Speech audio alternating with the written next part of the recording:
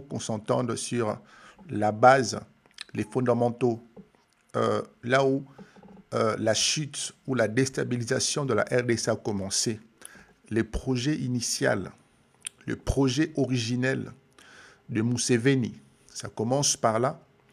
Et donc ici, il s'agit de mettre en lumière la profondeur stratégique comme une obsession fondatrice de la déstabilisation de la RDC, et la personne qui porte cette casquette de la profondeur stratégique s'appelle Museveni. Vous comprenez? Donc Museveni, un président issu de la guérilla. Pour ceux qui ne savent pas, Museveni n'a pas été voté, n'est pas le fruit d'un vote. Lorsque celui-ci arrive au pouvoir en Ouganda, nous sommes en 1986, il ne le fait ni par les urnes, ni par un compromis institutionnel, Museveni, mais il atterrit, il parvient là où il est par la lutte armée. Et donc cette origine va durablement façonner sa vision de l'État à Museveni. Ça va façonner la sécurité et aussi avoir une perception, une vision liée à la frontière entre la RDC d'aujourd'hui, le Zaïre autrefois, et l'Ouganda. Donc, Museveni, lui, il appartient à une génération de dirigeants africains pour lequel le pouvoir n'est jamais définitivement acquis. Il appartient, ce monsieur, à une génération de dirigeants africains, il faut insister sur ça, pour lequel l'ennemi n'est jamais totalement neutralisé. C'est la perception, c'est la casquette de certains dirigeants africains de son époque, et pour lequel la survie du régime va dépendre de la prévention permanente de menaces. Donc, il n'est jamais tranquille, il n'est jamais en paix, parce que lui-même est issu d'une rébellion. Et donc, dans cette logique que vous avez compris, un ancien rebelle devenu chef d'État, cette personne reste, par définition, en situation d'insécurité structurelle. En permanence, la vigilance, la notion clé que nous devons intercepter, embrasser, nous sommes dans la profondeur stratégique. Il faut lire Museveni comme un homme avec un état d'esprit qui est lié à la profondeur stratégique, un peu comme les Américains, un peu comme la Russie et un peu comme les Rwandais. Et donc, nous sommes dans une profondeur stratégique, nous l'avons dit, une capacité d'un État à repousser les menaces loin de son cœur, de son identité, de sa maison politique, loin de militaires et loin de l'économie du pays. Donc, pour un régime issu de la guérilla, comprenez qu'une frontière courte est une vulnérabilité. C'est tout simplement une menace. C'est une faiblesse. Un voisin instable, comme évidemment le Zaïre, autrefois, est un danger parce que les frontières ne sont pas sécurisées, ne sont pas gardées. Et donc, un territoire voisin qui n'est pas contrôlé, ce territoire deviendra tôt ou tard une base arrière potentielle pour les ennemis. Voici la conception de Museveni, voici le climat, je dirais, psychologique d'un homme qui parvient au pouvoir avec les armes d'un ancien rebelle. Donc Museveni, la sécurité des Kampala ne commence pas à la frontière, mais la sécurité des Kampala, quand il parvient au pouvoir, commence au-delà. Donc, la question qu'on va se poser, pourquoi le Zaïre devient une obsession stratégique pour Museveni? puisqu'il s'agit de parler de la responsabilité initiale de Laurent Désiré Kabila, dont la plupart disent de lui qu'il est l'ennemi, le traître, c'est lui qui a ramené le Rwanda dans son sac à dos pour la déstructuration et pour le malheur de la RDC. Et donc, c'est établi par certains que c'est lui qui est auteur, il est le traître. La question, comme je vous l'ai dit, pourquoi le Zaïre va devenir une obsession stratégique pour Museveni? Nous comprenons une chose. De la fin des années 1980, c'est là où nous sommes, le Zaïre de Mobutu Sese Seko Kukuwendu Wazabanga est perçu par Kampala comme un État affaibli, non seulement par Kampala, mais par bien d'autres pays africains, que ce soit des pays au-delà de l'Afrique. Et donc un État affaibli, mais au-delà de faiblesse, un État imprévisible. Un espace très grand, gigantesque, hors des contrôles réels de Kinshasa.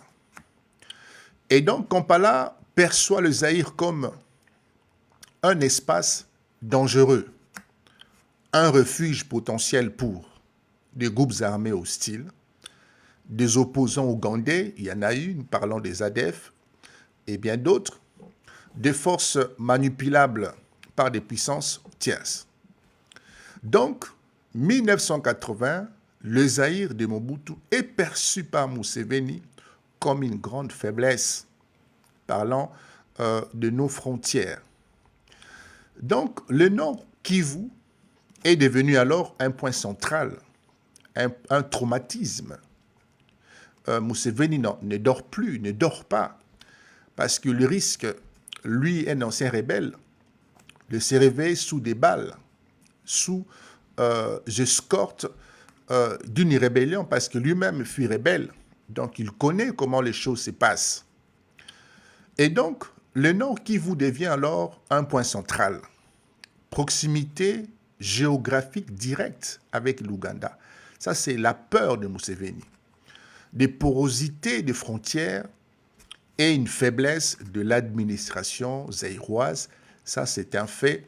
Ce n'est pas du tout de jet d'esprit. Et donc, dans l'esprit de Museveni, tant que l'Est du Zaïre n'est pas neutralisé, n'est pas encadré, n'est pas sécurisé, l'Ouganda va rester vulnérable tout le temps. Et donc, un projet conçu bien avant 1996, nous parlons ici de la déstabilisation du Zaïre. Avant 1996, un projet était déjà établi, un projet était déjà matérialisé, ce projet de faire tomber le Zaïre. Contrairement au récit courant, l'idée de fragiliser le Zaïre, de contrôler sa façade orientale, y créer une zone tempo durable, cette idée-là n'est pas née avec Laurent Désiré Kabila, il faut se le dire, il faut qu'on comprenne ça. Et cette idée n'est née pas non plus avec les Rwandais post-1994. Elle est conceptualisée, cette idée de la déstabilisation du Zaïre, elle est créée, conceptualisée dès les années 1980 à Kampala par Museveni. Et donc, c'est une planification sécuritaire de long terme qui ne commence pas par Laurent Désiré Kabila. Et donc, ici, le Rwanda rejoindra ce projet plus tard avec ses propres motivations, mais le socle stratégique, la base, la genèse, vient évidemment de l'Ouganda. Nous sommes dans une logique froide, une logique non idéologique. Il est essentiel de comprendre que les projets de la déstabilisation du Zaïre autrefois n'est pas un projet ethnique, n'est pas un projet émotionnel, n'est pas non plus conjoncturel. C'est une logique de survie d'État, je vous ai dit que Museveni est un ancien rebelle, quelqu'un qui a pris les armes pour faire tomber le président qui est en place. Lui aussi vit dans une crainte permanente, comme les cas de Kigali, donc de Kagame, qui vit dans une hantise permanente des renversements éventuels possibles par le FDLR. Donc, il n'est pas en paix. C'est une logique de survie d'État pensée par un homme qui sait qu'un régime né par les armes peut tomber également par les armes. Vous faites tomber par les armes, vous tomberez également par les armes. Telle était la logique, la posture de Museveni. Et donc, cette vision explique quoi? Cette vision va expliquer tout simplement l'anticipation régionale par Museveni, l'acceptation de la guerre préventive parce qu'il faut conserver le pouvoir, la volonté de déplacer les lignes de défense hors du territoire national. Nous sommes dans le cerveau, nous sommes dans la tête de Museveni. Donc, pour conclure dans cette première introduction, le projet qui conduirait à la guerre de 1996 n'est ni improvisé, ni déclenché par Kabila. Il faut l'imprimer, cet élément. Il est le résultat d'une vision stratégique mûrie sur plus d'une décennie, chers amis, d'une obsession sécuritaire forgée dans la guérilla de Museveni, d'un calcul froid visant à garantir la survie du régime ougandais. Ça, c'est la vérité. Et donc, Laurent Désiré Kabila n'est pas l'architecte de ce projet. Il n'est pas l'intelligentsia qui a formulé, qui a édité, qui a pensé le projet de la déstabilisation du Zaïre. Il n'en sera dans un premier temps qu'un acteur qu'on va intégrer. D'accord? Le projet fuselé, le projet matérialisé, et lui va intégrer, il va prendre le train en marche. Le chapitre 2 parle de Kagame dans le Rwanda et le feu vert occidental, pour mieux comprendre la chose ici. Après 1994, les Rwandais, dirigés par Paul Kagame, s'est reconstruit selon une logique prioritairement sécuritaire, comme vous le savez, n'est-ce pas? Le traumatisme du génocide produit une doctrine simple et radicale. Plus jamais de menaces aux frontières immédiates. Et donc cette doctrine s'est traduite par quoi? La neutralisation des forces hostiles réfugiées à l'est du Zaïre, parce qu'ils sont là, instrumentalisés notamment par le président en place, qui laisse faire les hostilités. La projection de la sécurité rwandaise au-delà du territoire national, parce qu'il faut éliminer, il faut une projection, ça veut dire un espace pour contrôler, comme la Russie, les États-Unis, Museveni, qui avait pensé la déstabilisation du Zaïre, et l'acceptation de l'intervention préventive. Donc, action préventive armée. Vous comprenez que très rapidement, Kigali devient un allié stratégique privilégié de Washington et de Londres, sans déclaration écrite de la part des Américains, sans déclaration écrite, sans traité public, mais par des formations militaires, des coopérations en renseignement que reçoit les Rwandais, son armée, son régime, des appuis logistiques indirects, des protections diplomatiques, les amis. Ce sont ces deux choses ici, c'est plusieurs éléments combinés et qui vont donner le feu vert tacite, un feu vert qui n'est pas formalisé. Donc les États-Unis et les Royaumes-Unis n'ordonnent pas l'intervention, ne donnent pas une carte blanche officielle qu'on peut consulter, mais ne s'y opposent pas. Ils ne se sont pas opposés et ils ont couvert politiquement les acteurs régionaux. Ils ont couvert notamment, ici nous parlons de Museveni et du Kagame. Chers amis, le mécanisme central utilisé, c'est celui-là.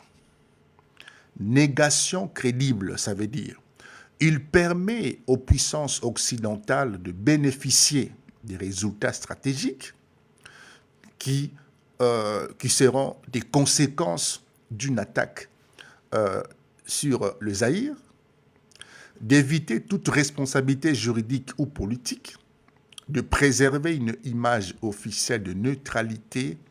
Le Rwanda va agir, l'Ouganda va agir, l'Occident observe et l'Occident protège.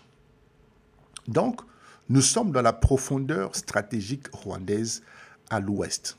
Dans la logique de Kagame, chers amis, la sécurité du Rwanda ne peut pas s'arrêter à la frontière. L'est du Zaïre devient un glacis sécuritaire, zone tampon de sécurité, un espace de poursuite de menaces, un levier de pression géopolitique. Et donc, cette vision rejoint et vient compléter tout simplement le projet ougandais déjà conceptualisé dans les années 80, comme je vous l'ai dit, la volonté commune de neutraliser un État zaïrois affaibli, un État zaïrois qui reçoit les opposants, qui reçoit des forces armées, et cet État zaïrois qui n'intervient pas pour sécuriser sa frontière, un État zaïrois qui laisse faire et au-delà qui instrumentalise. Vous comprenez? Et donc, à ces stades, les intérêts de Kigali et de Kampala vont converger sans être identiques. Ils vont converger sans être identiques. La question des populations Tutsi au Zaïre, il faut qu'on en parle aussi. Le Rwanda intègre aussi un paramètre démographique et politique. Les populations Tutsi du Zaïre vont servir de justification sécuritaire. Cette population vont servir notamment de relais locaux, malheureusement.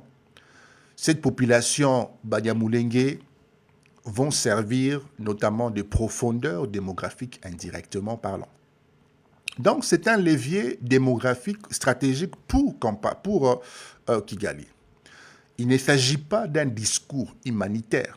On ne va pas aider de façon humanitaire cette population, mais il s'agit plutôt d'un outil stratégique dans une logique régionale, dans une logique de domination, etc. À ce stade, nous sommes avant 1996. L'objectif des parrains occidentaux est clair. Sur le Zaïre, il faut affaiblir Mobutu. L'objectif des Américains, l'objectif des Anglais, l'objectif des grandes puissances. Je ne parle pas de la France. La France, c'est après. Mais beaucoup plus en avant, nous parlons des États-Unis et de l'Angleterre. Leur objectif est d'affaiblir Mobutu, sécuriser les alliés régionaux et restructurer l'équilibre régional. Voici les objectifs de grandes puissances. Il ne s'agit pas de construire un Congo fort, ce n'était pas le projet. Il s'agit de reconfigurer l'espace stratégique. Et donc, une victoire trop souveraine d'un acteur congolais n'était pas souhaitée, ce n'était pas dans les plans des grandes puissances. Le Zaïre ne devait absolument pas gagner. Conclusion de ce deuxième chapitre. Le Rwanda de Kagame agit avec une rationalité stratégique claire, bénéficie d'un soutien occidental indirect, mais un soutien réel et palpable, s'inscrit dans un projet régional déjà en cours. Donc, l'intervention à l'est du Zaïre est permise par les grandes puissances, mais cette permission n'est pas écrite. Vous n'allez pas les trouver dans des magazines ni dans des journaux.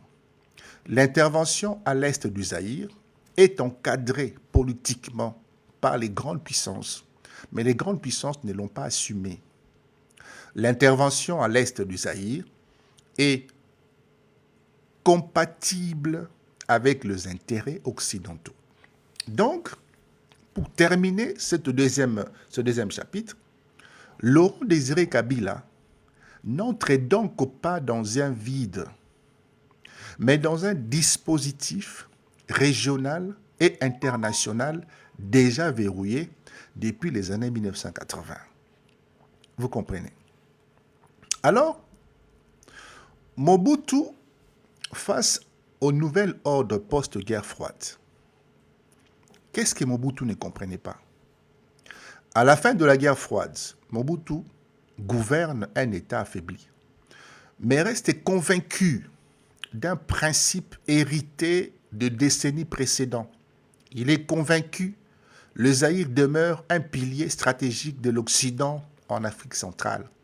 Il est assis sur cette conviction. Cette conviction repose bien évidemment sur son rôle historique d'allié des États-Unis, son positionnement anticommuniste, il se repose sur ça, l'idée que l'Occident ne laissera jamais tomber un régime qu'il a longtemps soutenu. Il est dans cette croyance, Mobutu. Cette lecture, cette croyance du monde était tout simplement obsolète après 1991. C'était obsolète. Donc, la première erreur de Mobutu, c'est surestimer la protection occidentale. Mobutu a pensé que Washington interviendra en cas de menace majeure.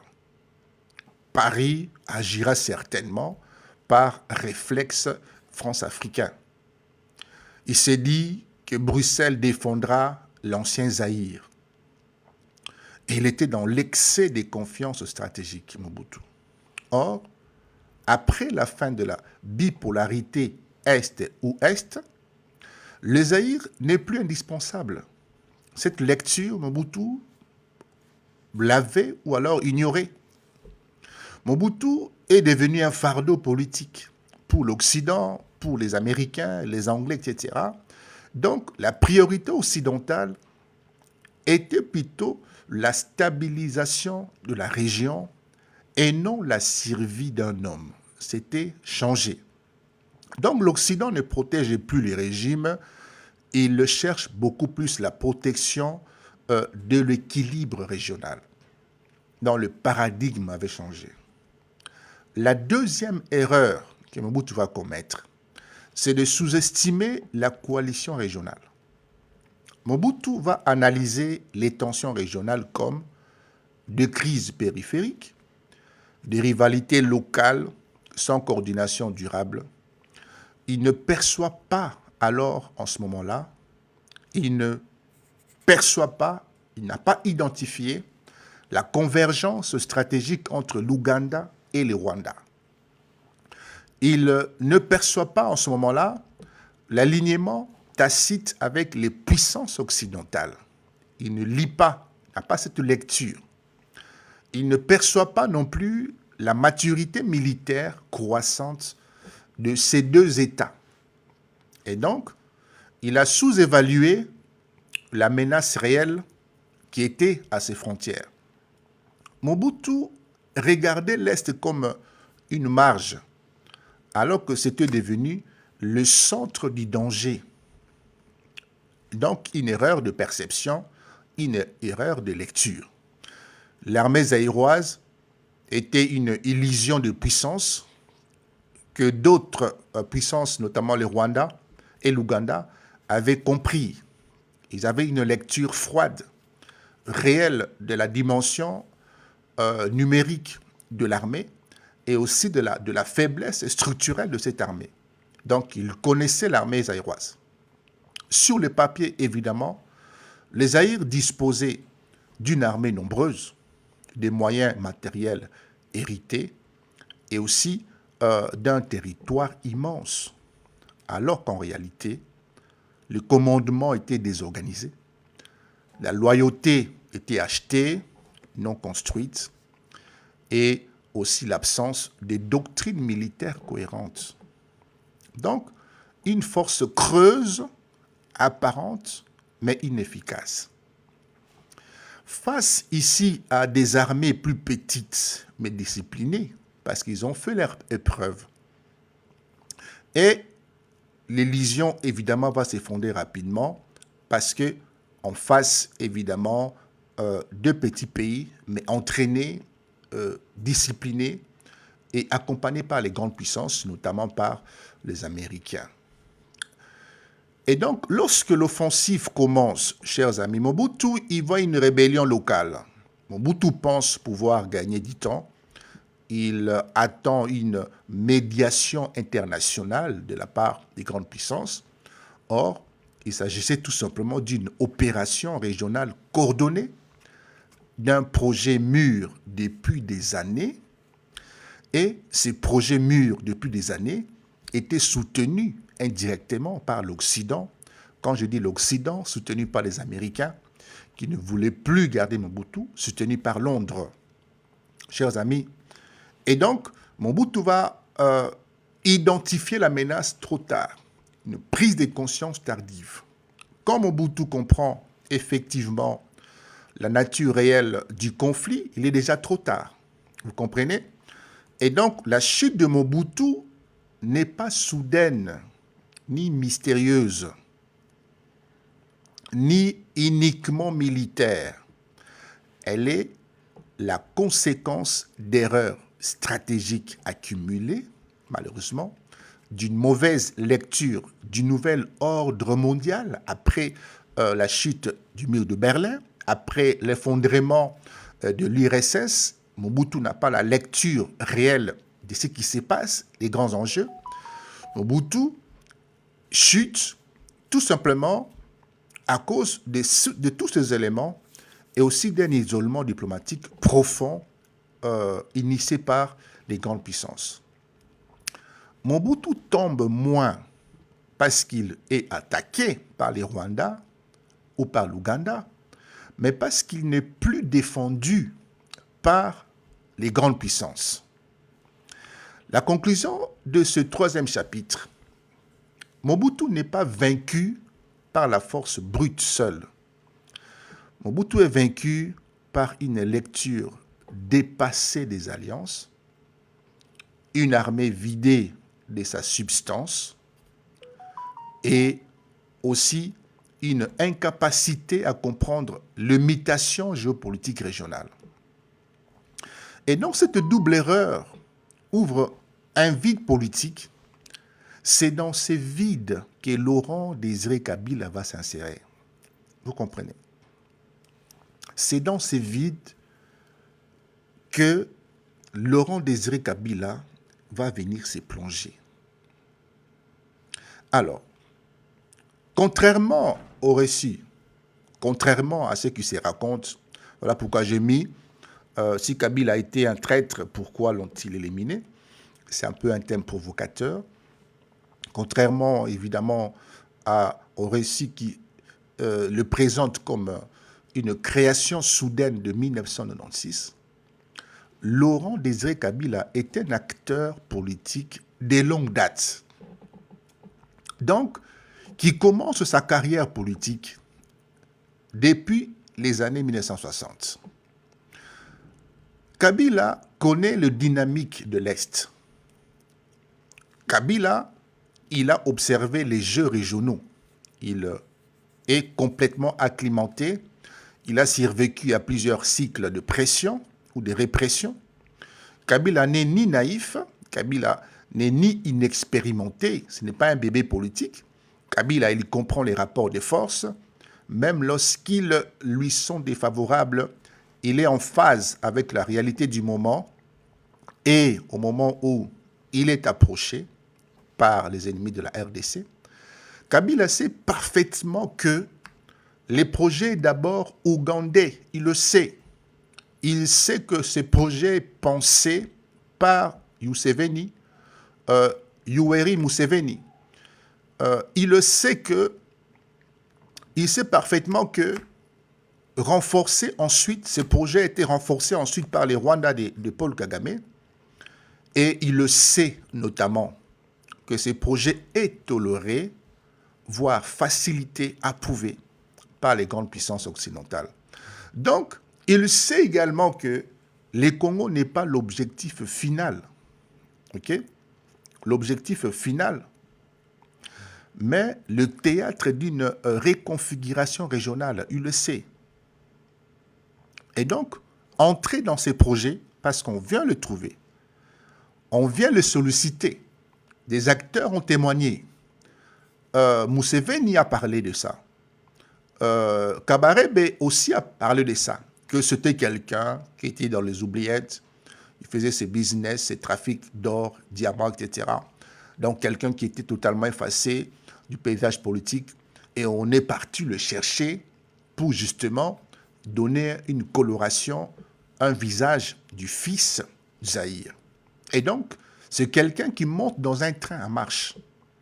Donc, entrer dans ces projets, pour lui, n'est pas une adhésion idéologique. Il n'entre pas par idéologie, mais il entre dans un calcul politique sous contrainte. Vous comprenez? Et donc, à ce stade, Kabila fait face à une alternative brutale. S'il refuse, il va rester éternellement marginalisé, sans moyens, sans protection. S'il refusait la proposition de l'Ouganda et du Rwanda, il resterait en marge, dans les oubliettes. Mais s'il accepte le projet, alors il entre dans l'histoire avec des risques énormes. C'est quelqu'un qui mesurait les risques, il connaissait où il mettait ses pieds. Donc, c'est un choix sous contrainte stratégique. Kabila, Laurent Désiré Kabila, il accepte donc. Il accepte de servir des façades, donc de miroirs, une vitrine. Il accepte ça. Il dit, voilà, prenez ma tête, mettez-les devant comme télévision, comme miroir. Il accepte. Il accepte donc d'offrir une légitimité nationale à l'ennemi, à l'offensive.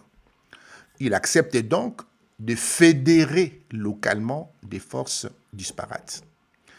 Il sait qu'il est utilisé, il n'est pas bête, c'est un vilou. Mais il sait aussi que c'est sa seule porte d'entrée vers le pouvoir réel. Vous comprenez? Et donc, c'est une coalition hétérogène et une coalition instable. L'Alliance des forces démocratiques pour la libération du Congo, donc AFDL, n'est pas un bloc idéologique cohérent. Il faut qu'on le sache. Ces blocs non idéologiques, non cohérents, renient des intérêts régionaux, que j'ai expliqué ici, des groupes armés locaux, il faut qu'on se le dise aussi, et des ambitions personnelles divergentes. Et donc, une coalition des circonstances est née. Kabila comprend très rapidement parce que c'est un vieux loup. Ce n'est pas un enfant, ce n'est pas un nouveau-né. Il comprend très vite que cette alliance n'est pas durable. La convergence est militaire, ce n'est pas politique. Il le sait que la rupture sera inévitable. Il le sait. Il est dans une intelligence stratégique, ce monsieur. Bonjour, camarades d'unité centrale de Bruxelles. Ce qui distingue Kabila à ces moments précis, ce n'est pas la force militaire, mais la lecture du long ou du temps long. Vous comprenez? Parce que Kabila sait que les alliés d'aujourd'hui peuvent devenir les ennemis de demain. Il le sait. Le pouvoir réel se joue après la victoire, pas pendant la guerre. Et donc, c'est quelqu'un qui a une longue vue.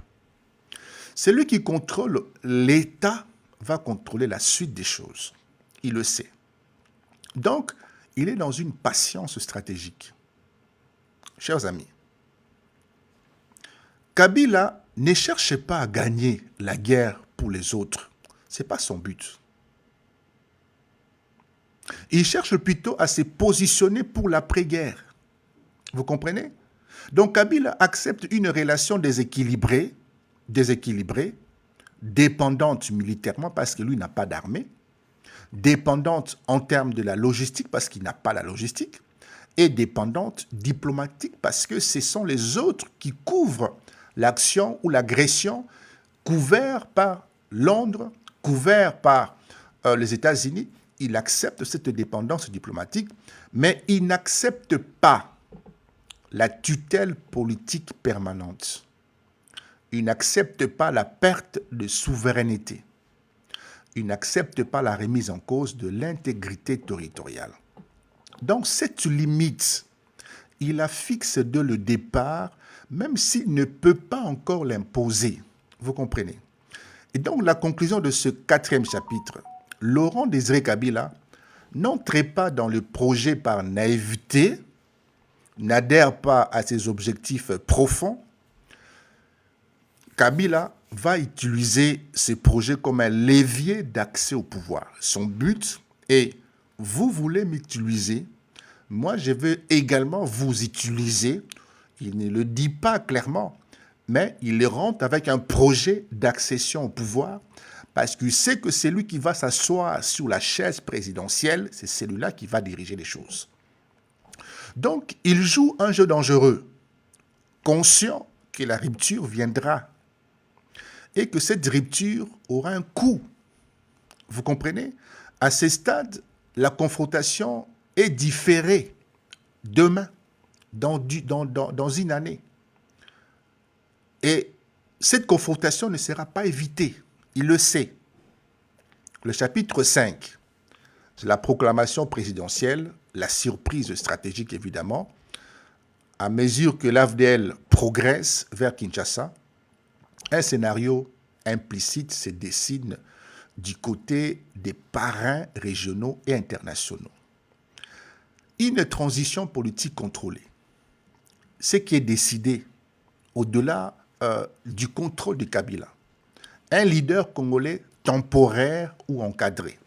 C'est ce qui s'est dit dans les chambres noires. Une forte influence de Kigali et de Kampala sur les décisions clés au niveau du Zaïre.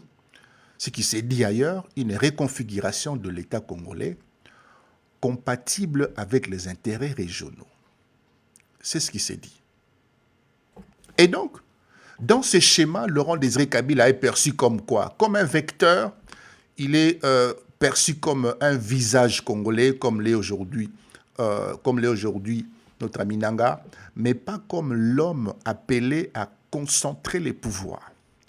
Kabila n'est pas, on ne l'appelle pas pour être le président de la République démocratique du Congo.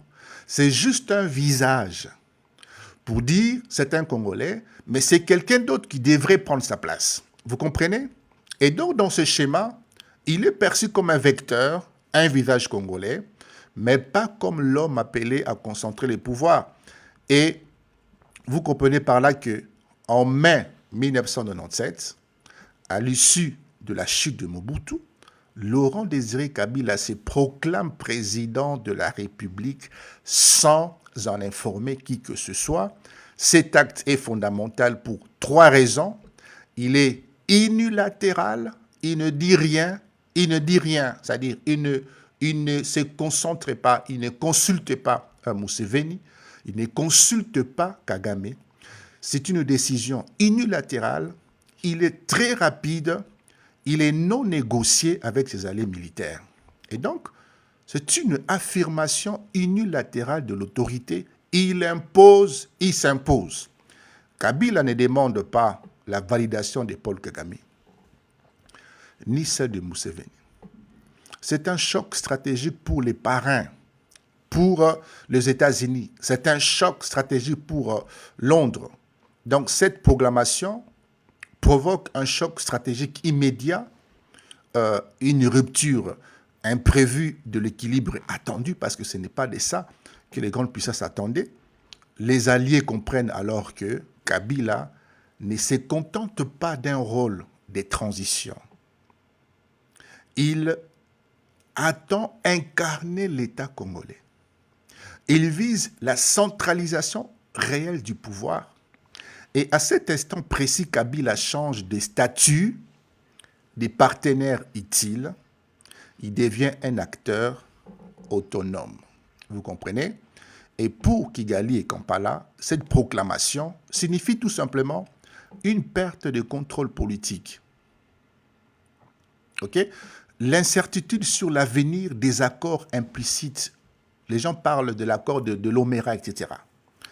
Donc pour Kabila et Kampala, cette proclamation unilatérale signifie un risque d'un État congolais qui décide seul, alors que ce n'est pas le projet. Et pour certains acteurs occidentaux, cette décision, cette prise de position de Kabila signifie imprévisibilité, retour d'un État fort en Afrique centrale, une remise en cause de l'économie de prédation régionale. Et donc, un leadership qui ne sera pas contrôlé par l'Occident.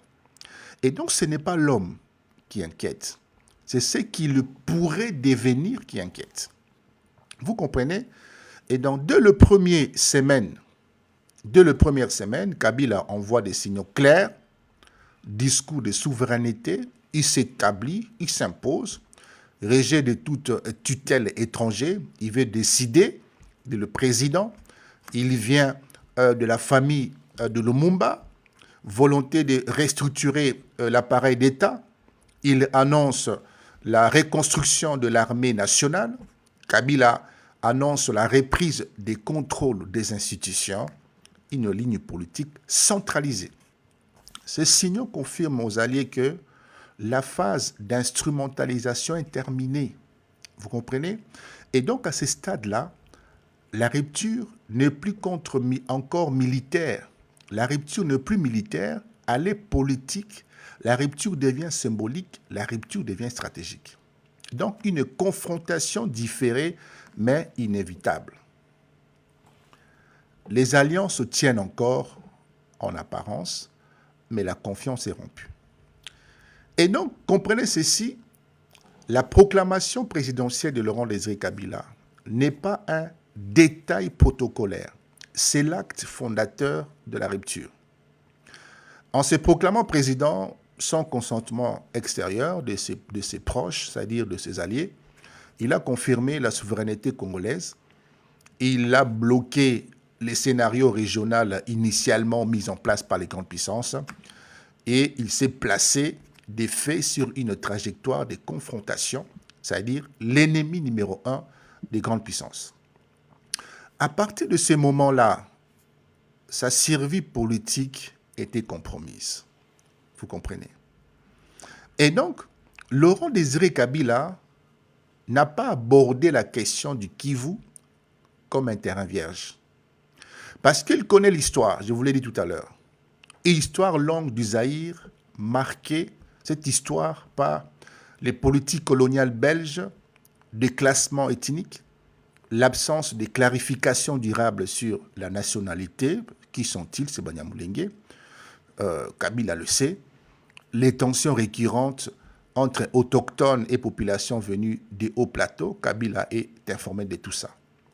Donc pour Kabila, le Kivu n'est pas seulement un espace militaire, c'est un espace identitaire, instable, porteur de projets concurrents. Kabila distingue très tôt deux dimensions, une lecture froide, mais une bonne lecture. La réalité sociale locale, la cohabitation, le terre et les chefferies. Il a cette lecture-là. Deuxième élément, les projets politico-territoriaux portés par certaines élites, Hutu et Tutsi, mais disons plutôt Hutu.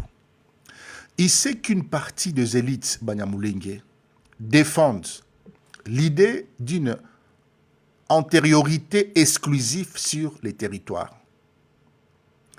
Il sait qu'une partie des élites Banyamulenge défend une légitimation politique fondée sur cette autorité. Et pour certains, une reconfiguration durable du Kivu. Donc, cette vision portée par Kabila entre en contradiction directe avec l'intégrité territoriale congolaise. Et donc, au début des années 1980, Comprenez d'abord cette histoire.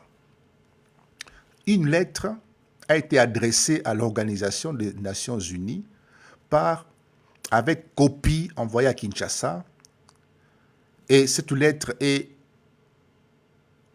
envoyée évidemment à Kinshasa, écrite par des intellectuels Hutus à l'époque, parce que de temps en temps, il faut qu'on parle aussi des Hutus. L'objectif explicitement évoqué dans cette lettre écrite par des intellectuels Hutus envoyée à l'Organisation des Nations Unies et une copie envoyée à Kinshasa, l'objectif de cette lettre évoquait la remise en cause de l'organisation territoriale du Zaïre, la possibilité d'une séparation ou d'un redécoupage à l'Est, l'internationalisation de la question identitaire. Donc, ces documents a montré une chose. La logique des fragmentations précède la guerre de 1996. La conflictualité identitaire est antérieure à l'AFDL, bien avant l'AFDL. Le terrain idéologique était déjà préparé, bien avant 1996. Donc Kabila connaît ses précédents. Il sait que la guerre n'invente pas ses projets, la guerre révèle les projets passés du découpage, de la mainmise, de la volonté de découper le nord et le sud Kivu. Donc, lorsque l'AFDL se constitue, Kabila accepte une alliance militaire des circonstances, une coopération tactique sur le terrain. Il n'accepte pas une convergence identitaire. Il n'accepte pas un projet territorial alternatif. Kabila n'accepte pas du tout une remise en cause des frontières.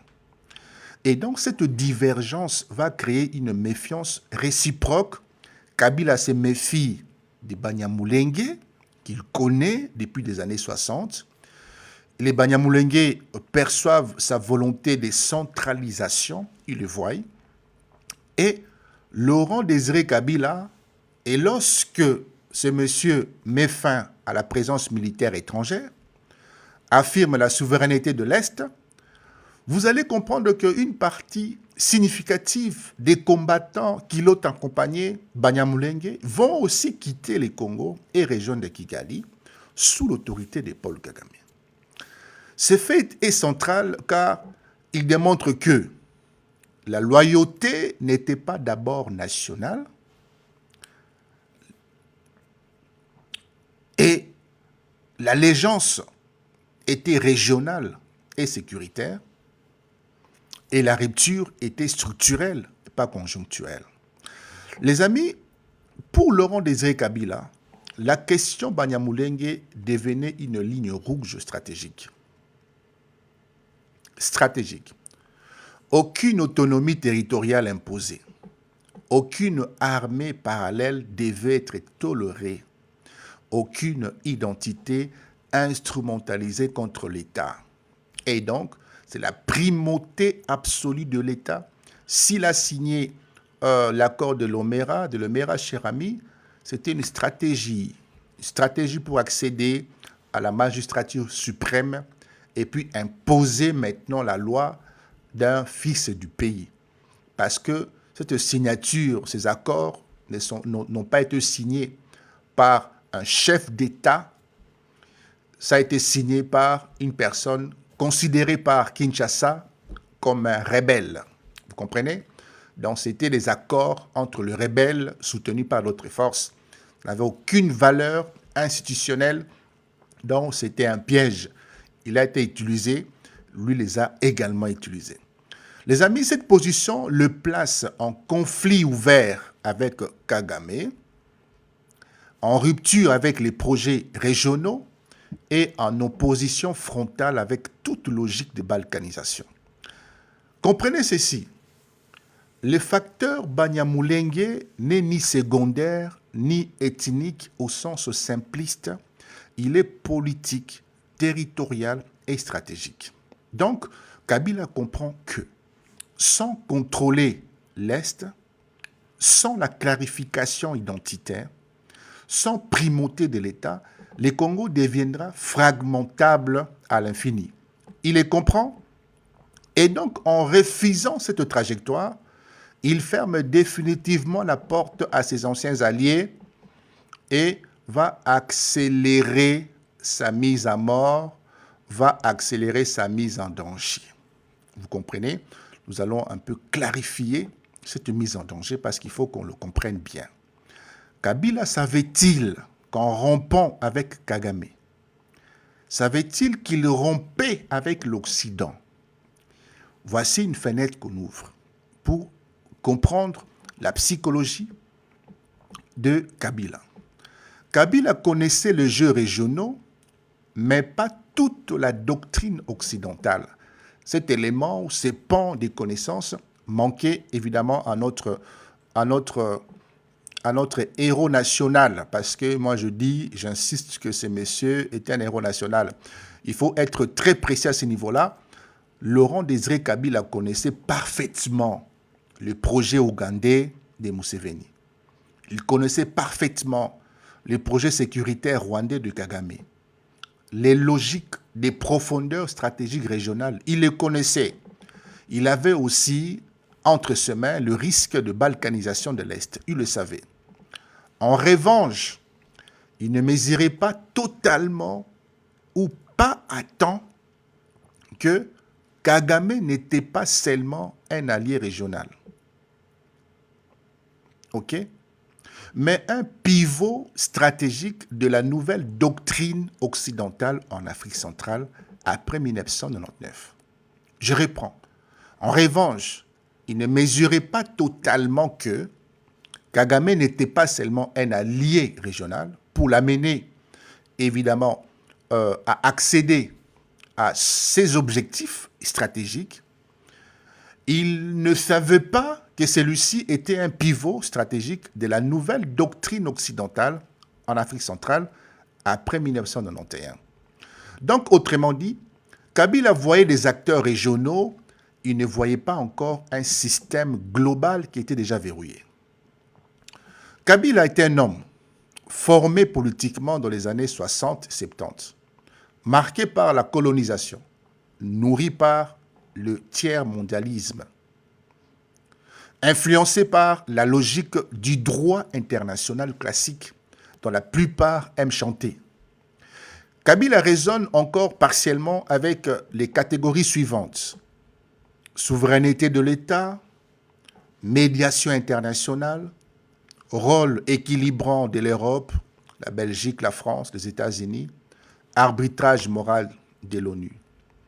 C'est une erreur de temporalité stratégique qu'il va porter. Kabila pense encore dans un mode où un État fort peut négocier avec les puissances s'il est juridiquement légitime. Or, le monde a changé après la chute du mur de Berlin en 1989. Après 1991, la doctrine occidentale va évoluer profondément. Fin de la logique des grands alliés africains, c'est la priorité à la gestion des espaces et non des États, c'est-à-dire l'espace, nous parlons ici non des provinces, nous parlons ici des régions, d'accord? Une préférence pour des zones stables mais contrôlables et le rejet des géants souverains imprévisibles comme le fut le cas de Mobutu. Dans cette nouvelle logique occidentale, le Zaïre Congo est trop grand, trop riche, trop central, trop dangereux s'il se réveille. Donc, une instabilité contrôlée est mise sur la table. Mobutu, à son temps, avait eu une opportunité historique, celle de transformer le Zaïre en État fort, soutenu. Malheureusement, Mobutu a échoué à ce niveau-là et l'Occident ne voulait plus jamais d'un second Mobutu souverain. Et donc, nous touchons un point. Kabila pensait sincèrement que la Belgique, certains cercles européens, les médias occidentaux finiraient par reconnaître sa légitimité, accompagner la reconstruction, soutenir un Congo stable.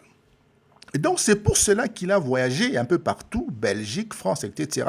C'est pour cela qu'il a cherché à expliquer sa vision au monde. C'est pour cela qu'il parlait de souveraineté dans un langage juridique. Mais progressivement, avec les temps, il va comprendre une seule chose, que les portes lui étaient fermées, l'Occident ne le soutiendrait pas, que le soutien n'arrivera jamais. Le narratif médiatique avait totalement changé. Ce moment-là est capital pour lui. Au départ, Kabila est présenté comme l'homme qui fait tomber Mobutu, l'homme fort, un dirigeant puissant, un possible stabilisateur. Mais très rapidement, les tons vont changer.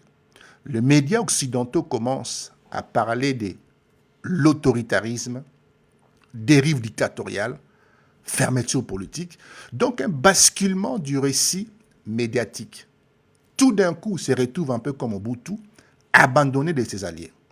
Pour Kabila, c'est un signal tardif, mais très clair. Il ne sera jamais intégré au système occidental. Ses discours deviennent alors plus durs, forcément, plus amers et plus souverainistes, forcément. Alors, les amis, tentez de tapoter un peu parce que là, je reçois des restrictions. Alors, je dois faire ça. OK. Et donc, il comprend, mais trop tard, il comprend qu'il est seul. Kabila est seul. Donc, en chassant Kagame, il a chassé un bras régional, mais il s'est coupé aussi en chassant ses bras régionaux. Il s'est coupé aussi de Washington, il s'est coupé de Londres et indirectement, il s'est coupé de Bruxelles. Kabila pensait rompre avec des alliés devenus encombrants, la lecture qu'il avait, lui. Il rompt en réalité avec l'architecture du pouvoir post-guerre froide. C'est cela qui accélère évidemment sa mise en danger et quelque part sa mort. Non pas par naïveté, mais par décalage historique entre sa vision et celle des puissants. Chers amis, c'est ça la vérité. Et donc, pour comprendre très rapidement, en refusant la trajectoire des fragmentations et en rompant avec Kigali, Laurent Désiré Kabila ne se sépare pas seulement d'alliés régionaux, il rompt sans l'avoir pleinement anticipé avec l'architecture stratégique occidentale mise en place après la fin de la guerre froide. Architecture dans laquelle les Rwandais occupent une position centrale. Pensant encore pouvoir s'appuyer sur le droit international, sur l'Europe, notamment sur la Belgique, et sur une reconnaissance médiatique de sa légitimité, Kabila va découvrir progressivement qu'un Congo souverain, centralisé et militairement construit n'est pas souhaité par les grandes puissances, et donc le basculement du récit médiatique des libérateurs à dictateurs achève de lui révéler tout simplement son isolement. À partir de ce moment-là, sa survie politique était déjà compromise, il était en danger. Chers amis, à partir de 1988, les conflits congolais changent de nature. Il ne s'agit plus d'une guerre de libération, ni d'un simple différend régional, mais d'une guerre systémique où Laurent Désiré Kabila affronte un dispositif régional soutenu par une architecture internationale. À ce stade, vous l'avez compris, la victoire militaire totale de Kabila n'est plus une option réaliste. Quelles que soient ses décisions, Kabila ne peut plus gagner. Ne peut plus, il ne peut même pas rêver. Kabila se retrouve face à quoi?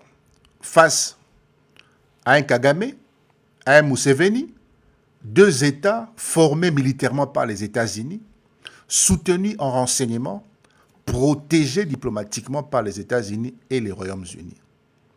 Donc c'est un déséquilibre structurel soutenu par les puissances occidentales, notamment les États-Unis et Londres. Et donc, Kabila ne combat pas seulement des armées régionales, Kabila combat Kagame et il combat Museveni, il combat les parrains de ces deux pays indirectement. À cette coalition s'ajoute le Burundi qui s'est soustrait bien des années après. Vous avez des forces supplétives locales.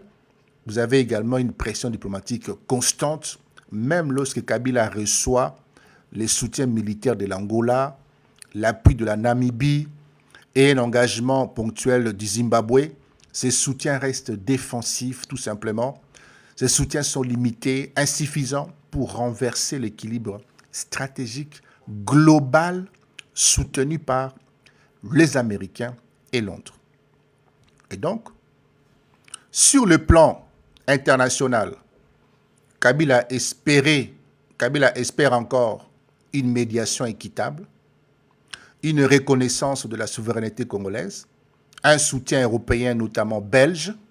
Or, les États-Unis ne les soutiennent pas. Ne le soutiennent pas. Les Royaumes-Unis s'y opposent indirectement. La Belgique s'est repliée sur une position prudente. Les médias occidentaux qui l'ont porté, qui l'ont mis en lumière, vont modifier leur narratif. Donc nous sommes dans un isolement diplomatique progressif. Donc le Congo n'est pas défendu. Le Congo est contenu.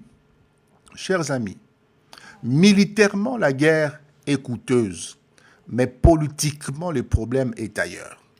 Kabila veut reprendre le contrôle des ressources minières. Kabila voulait rompre avec l'économie des prédations. Kabila voulait reconstruire une armée nationale forte. Kabila voulait restaurer un État central et souverain. Donc, le nationalisme en termes de ressources, c'est ce projet que Kabila a exprimé et non la guerre elle-même qui les rend inacceptables. L'Occident ne pouvait jamais accepter ces projets de la part de Kabila. Le parallèle avec Patrice Lumumba devient aujourd'hui évident. Lumumba avait une volonté de souveraineté réelle, le refus de la tutelle étrangère, l'ambition d'un État fort et unifié, et isolement international très rapide. Donc, dans le deux cas, ce n'est pas le chèque militaire qui condamne Kabila, mais c'est le projet politique jugé dangereux qui les condamne. Vous comprenez? C'est un peu ce qui a condamné Gbagbo. C'est un peu ce qui a condamné Sankara. C'est un peu ce qui a condamné Nkrumah.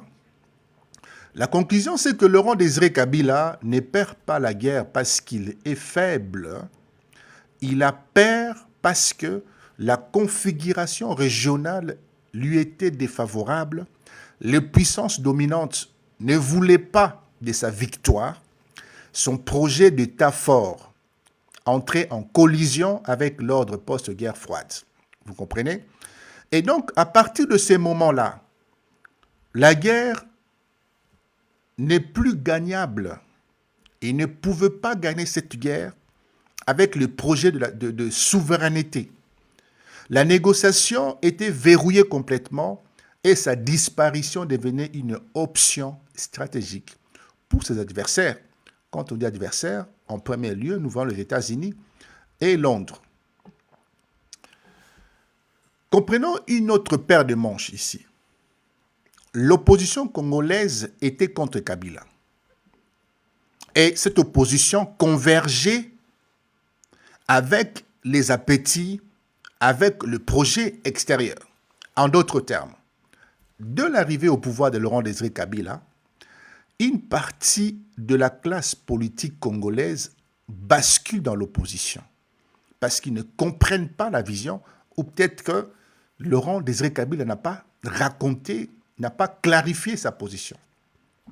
Donc cette opposition n'est pas homogène idéologiquement, mais elle partage un point commun.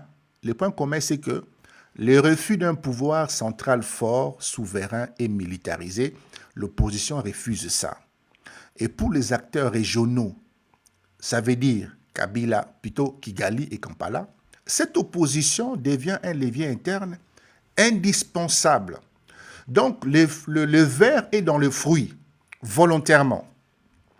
Parce que si en interne, vous êtes solidifié, si en interne, vous formez un bloc, l'extérieur ne pourra pas vous déstabiliser. Mais malheureusement, en RDC, la déstabilisation ou l'infiltration ou le déchirement toujours commencé en interne. Et l'extérieur profite toujours des éléments intérieurs. Vous comprenez? Donc, nous comprenons quoi ici? Ce sont des relais locaux d'un rapport des forces extérieures. Plusieurs mouvements armés congolais combattent directement le pouvoir central avec un appui extérieur clair. Ils se disent congolais. Hein. Vous avez le RCD, Rassemblement congolais pour la démocratie, créé en 78, comme on aime le dire en français, en 98. Le RCD regroupe des cadres. Parmi eux se trouvent des Congolais, bénéficient d'un soutien direct du Rwanda et s'installent durablement à l'Est. Ça, c'est un élément. Il devient une structure politico-militaire concurrente, une alternative des gouvernances locales. Donc, quelqu'un qui peut remplacer Kabila. Kabila s'est autoproclamé, se présenter en tant que président. Donc, il faut le faire partir pour déposer quelqu'un d'autre. Ce n'est pas nous réclamons une gérance locale de Kivu ou une gérance locale du Nord. Non, il faut remplacer la personne qui est là. Ce n'est pas la même dynamique aujourd'hui. Aujourd'hui, certains réclament la gestion de l'Est. Mais là, il faut chasser celui qui est là, le président. Un peu comme Nanga avait commencé au début. Donc, le RCD n'est pas un mouvement Banyamulenge au sens strict. Il est congolais d'après les rapports, dans sa façade régionale, dans ses appuis. Et vous avez le MLC et l'appui ougandais. Et donc, le mouvement de libération du Congo, MLC, dirigé par Jean-Pierre Mbemba, s'implante au nord du pays. Base congolaise réelle, financement et appui logistique de l'Ouganda et un contrôle territorial durable. Donc, c'est une force locale servant un agenda régional. Vous comprenez? Donc, ici encore, les conflits n'opposent pas seulement État contre État, c'est-à-dire Rwanda et Kinshasa, l'Ouganda et Kinshasa, mais Congolais contre Congolais sous parapluie régional. Vous comprenez? Et donc, parallèlement aux groupes armés, une opposition politique civile conteste Kabila sur le terrain institutionnel et politique. Les cas les plus emblématiques, c'est Étienne Tshisekedi. Beaucoup vont se réjouir que je cite évidemment les noms de ces grands messieurs. Étienne Tshisekedi est un opposant historique à Mobutu, un symbole de la lutte démocratique, une figure respectée par l'Occident. Cependant, face à Kabila, il refuse de reconnaître sa légitimité. Il conteste la centralisation du pouvoir. Il s'oppose à lui. Pendant que d'autres adversaires, notamment le Kigali et l'Ouganda, sont à nos frontières pour la déstabilisation, pour détruire celui qui est là. Il réclame une transition politique différente. Donc, sa alliance militaire, son opposition, entre objectivement en convergence, en convergence avec les attentes occidentales, sans le savoir, sans que ce soit un projet exprimé. Il va donner la main d'association, peut-être pas officiellement, pas volontairement, avec ce que les colons, ce que les États-Unis ou ce que Londres voulait. Et donc, son opposition entre objectivement en convergence avec les attentes occidentales, les pressions régionales et la légitimation du pouvoir central. Et donc un alignement des faits sans coordination formelle. Vous comprenez? Il ne combat pas Kabila par les armes, mais il affaiblit sa légitimité internationale, volontairement ou non. Vous comprenez là où d'autres acteurs ont failli, sans avoir une vision claire, globale. Et donc, pour les puissances occidentales, l'opposition congolaise offre une alternative politique parce qu'il faut dégager Kabila de là. Elle empêche la consolidation d'un pouvoir souverain fort. Cette opposition, elle justifie la pression diplomatique continue. Un Congo divisé politiquement est plus négociable, influençable, moins dangereux stratégiquement. Et donc, à partir de 1988, Kabila fait face simultanément à une guerre régionale, c'est-à-dire soutenue par les grandes puissances, à une insurrection congolaise armée, parce qu'à la tête, vous avez quand même Jean-Pierre Mbemba, qui est là, en tant que Congolais, aussi à une opposition politique civile, et donc vous avez à la tête, évidemment, Etienne Tshisekedi, et à une hostilité médiatique occidentale. Vous voyez un peu cette coalition? Donc c'est une pression simultanée sur plusieurs fronts. Il va se battre où? Aucun État, même stable, ne résiste longtemps à une telle configuration. Vous avez 4 pressions, une guerre régionale, une insurrection congolaise armée, une opposition politique civile et une hostilité médiatique occidentale. Aucun État, même bien portant, stable, ne peut résister longtemps à une telle configuration. Chers amis, Laurent-Désiré Kabila n'est pas seulement combattu par les Rwandais, ni par l'Ouganda, n'est pas seulement combattu par leurs alliés régionaux.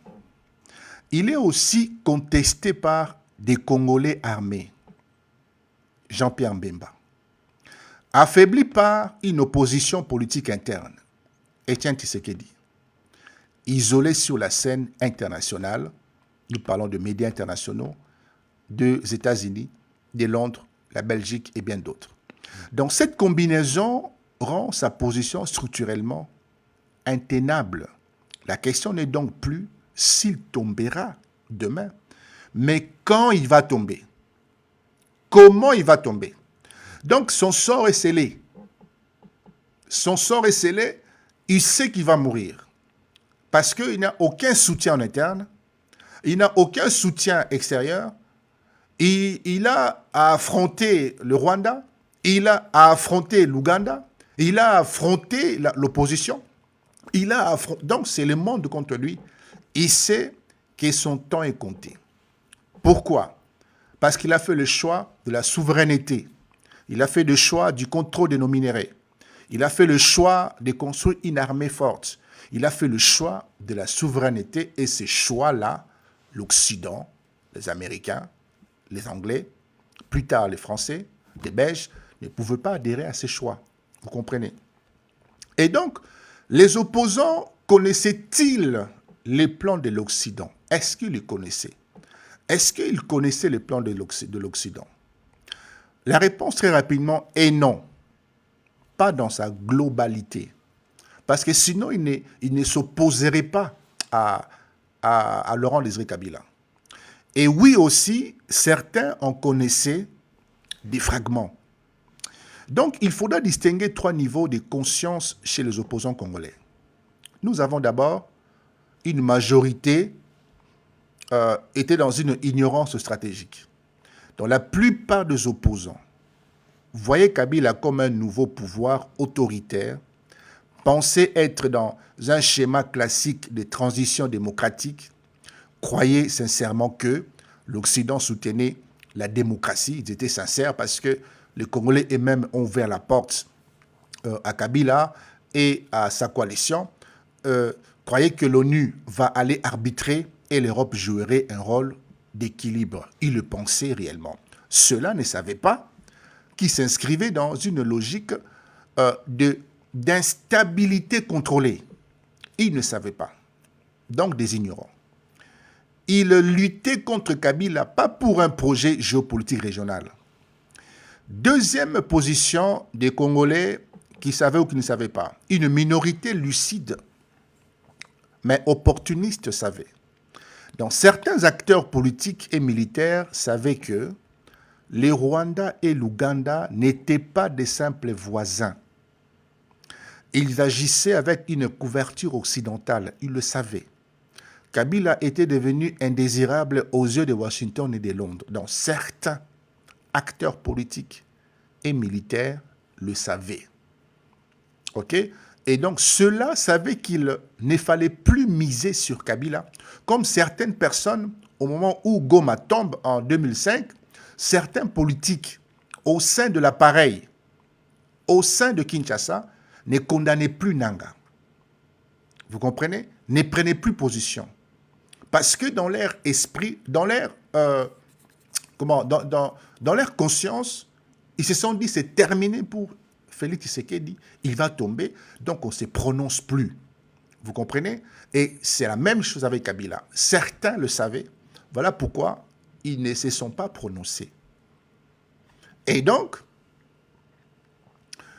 ils ont fait un recul. Si Kabila tombe, il y aura un espace à prendre, comme certains à Kinshasa. Si le président en place tombe, si nous nous prononçons trop vite, nous deviendrons des ennemis d'efforts de demain. Donc on ne se prononce pas au reste derrière. Et ils le savaient. Et puis, le très rare, ceux qui comprenaient la logique globale, une très petite minorité comprenait que l'objectif n'était pas la démocratie, ni même un changement des dirigeants, mais l'empêchement durable d'un Congo souverain fort. Certains Congolais le savaient. Ceux-là ont soit été marginalisés, d'accord, soit éliminés politiquement, soit réduits au silence. Vous avez par exemple Lambert Mende. Où était-il réellement? À vous de répondre à cette question. Y avait-il des opposants qui savaient que le Rwanda et l'Ouganda venaient finir Kabila? La réponse est oui. Mais ils ont choisi l'opportunisme politique plutôt que la souveraineté nationale, comme le font encore d'autres Congolais aujourd'hui. Certains opposants savaient que Kigali et Kampala n'agissaient pas seuls. L'objectif était de neutraliser Kabila définitivement et que cela passait par des Congolais en première ligne, les savaient, pour donner une façade interne au conflit. Donc, un visage local pour un agenda extérieur. La question, c'est pourquoi soutenir des Congolais revenant avec des armées étrangères? Ici, hier, des Congolais combattent Kabila, soutenus par les Rwandais et l'Ouganda, au nom de la libération ou de la transition. Aujourd'hui, laissez-moi m'excuser pour ceux qui les soutiennent. Corneille Nangaa revient avec des forces armées extérieures, des supplétifs, un discours de salut national, dont la logique est strictement la même. Pourquoi cela se répète? 1. L'ambition personnelle est exprimée, accès au pouvoir rapide, sans passer par un rapport de force nationale. 2. C'est l'illusion des contrôles, croire qu'on utilisera l'allié étranger, alors que c'est l'inverse qui s'est fait, c'est plutôt l'allié étranger qui vous utilise. 3. La fragmentation de la conscience nationale, ça aussi il faut le dire. Et donc le pouvoir central est vu comme un ennemi et l'État est perçu comme un butin, pas comme un bien commun. Les amis, c'est là que nous allons nous arrêter. Je pense que tout a été dit. Nous avons mis ces masters pour vous aider à mieux comprendre qui était véritablement Laurent Désiré Kabila. Parce que j'entends sur le panel ici que c'était un traître. Laisse-moi vous dire que non, ce n'est pas un traître. C'est quelqu'un qui a voulu reprendre le contrôle du pays, qui a voulu reprendre le contrôle de nos minéraux, qui a voulu créer une armée forte, qui a voulu tendre vers la souveraineté, mais ce n'était pas dans le projet des grandes puissances. Voilà pourquoi il a été tout simplement et bonnement éliminé. Et si ce n'était pas lui, quelqu'un d'autre allait prendre sa place. C'est quelqu'un d'autre là, ça pouvait être aussi Jean-Pierre Mbemba, parce que le projet était déjà ficelé depuis les années 80. Donc lui, on le récupère juste pour faire bonne figure. Mais lui comprend le jeu, comprend la structure, il s'est dit, ok, moi je suis un lumumbiste, je suis un nationaliste, je vais vous utiliser pour parvenir au pouvoir. Et il parvient au pouvoir. Malheureusement, il est abandonné, même par ses frères. Il est abandonné, même par l'opposition, parce que cette opposition ne comprend pas la lecture, ne comprend pas la géopolitique, ne comprend pas la géostratégie. Voilà pourquoi elle a été déchue, assassinée par son frère congolais. Les amis, c'est là qu'on s'arrête. Je vous souhaite une bonne journée et peut-être à tout à l'heure pour d'autres explications. Bye.